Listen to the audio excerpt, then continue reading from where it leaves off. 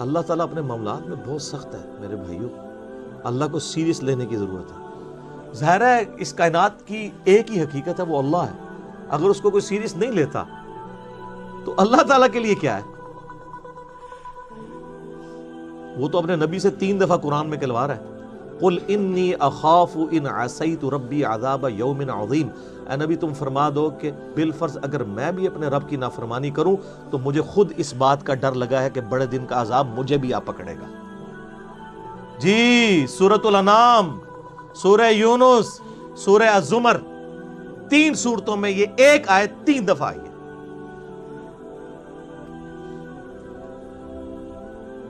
آپ مجھے بتائیں، جو آپ کو کہتے ہیں جناب ہم بخشوا لیں گے، ہم اپنے مریدوں کو لے جائیں گے، اور تو انہوں کھنگن نہیں دینا کسی نے ہوتے، تو یہ اس لیے کہ نہ انہوں نے خود قرآن پڑھا ہوا ہے اور نہ آپ کو پڑھنے دیں گے، ورنہ آپ کا دماغ کھل جائے گا۔ او جی گاڈ از آل لونگ، یہ کرسچنز نے بھی ایک دھوکہ دیا ہے نا، گاڈ از آل لونگ، تو میں نے ان کو بھی پھکی دی تھی کہ اگر گاڈ از آل لونگ ہے اور وہ آل لونگ کا کنسیپٹ پھر صوفیاء کے ہاں ادھر مسلمانوں میں بھی داخل ہوا، وہ جی اللہ کو ہماری نمازیں چاہیے، اور سر اللہ نے کب کہا مجھے تمہاری نمازیں چاہیے؟ اللہ کہتا ہے تمہیں تمہارے لیے نمازیں چاہیے، اللہ کے لیے نہیں، اپنے لیے۔ گاڈ از آل لونگ، او آل لونگ اس کے لیے ہے جو اس کا بندہ بن جائے گا، باغی کے لیے نہیں۔ تو پھر میں نے ان کو دنیاوی طور پہ ایک الزامی جواب، اینٹی وینم پھکی دی ہے کہ بتاؤ تمہارے دشمن کی بھی بیوی ہو اگر کوئی اور اس کے چھوٹے چھوٹے 4 بچے ہوں، کیا تم اپنے دشمن کے لیے خواہش رکھو گے کہ اس کی بیوی چھوٹے چھوٹے 4 بچے چھوڑ کے مر جائے اور اس کے بچے سوتیلی ماں کے ہاتھوں پٹتے رہے، ان کے مینٹل ماڈلز تک بدل جائیں؟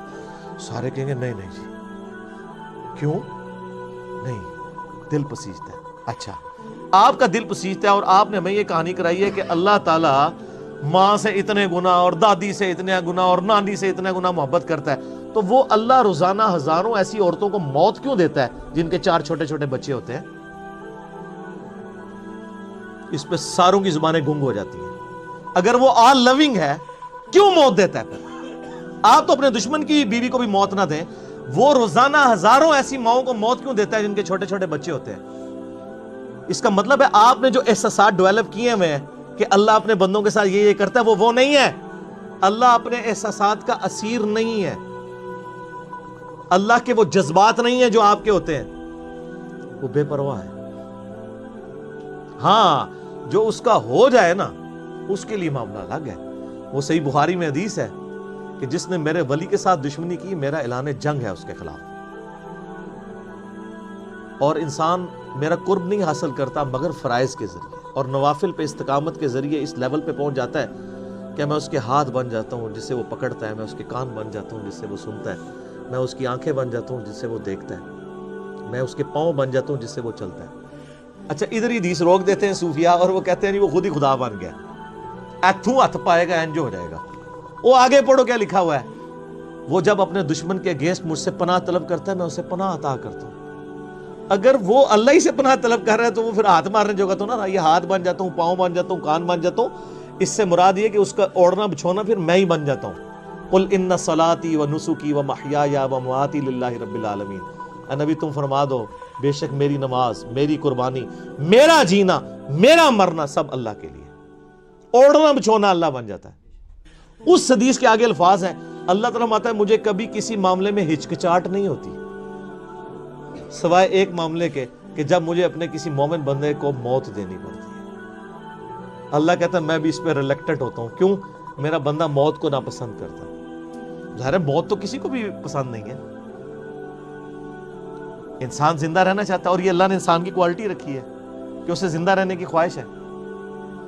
اسی لیے اولیاء اللہ بھی جب خطاب کر رہے ہو نا وہاں پہ سپیکر پھٹ جائے تو وہ بھی یوں کر جاتے ہیں، لا حول علیہم ولا ہم یحزنون۔ کیوں کرتے ہیں؟ یہ نیچرل اللہ نے رکھا ہوا ہے۔ کسی اولیاء اللہ کو کہنا یہ سامنے یہ بھٹ صاحب کے پاس جو بندوق بڑی خطرناک سی انہوں نے تانی ہوئی ہے، کسی اولیاء اللہ کو کہنا پڑھ لے کلمہ میں چلان لگاؤ، تو آپ دیکھ لیں اس کی کیا حالت ہوگی۔ یہ اللہ نے نیچرل رکھا ہوا ہے۔ موت تو اللہ فرماتا ہے کہ میں بھی ریلیکٹڈ ہوتا ہوں، وہ اپنی موت کو ناپسند کر رہا ہوتا ہے اور میں اسے موت دے کے اپنے پاس لانا چاہتا ہوں۔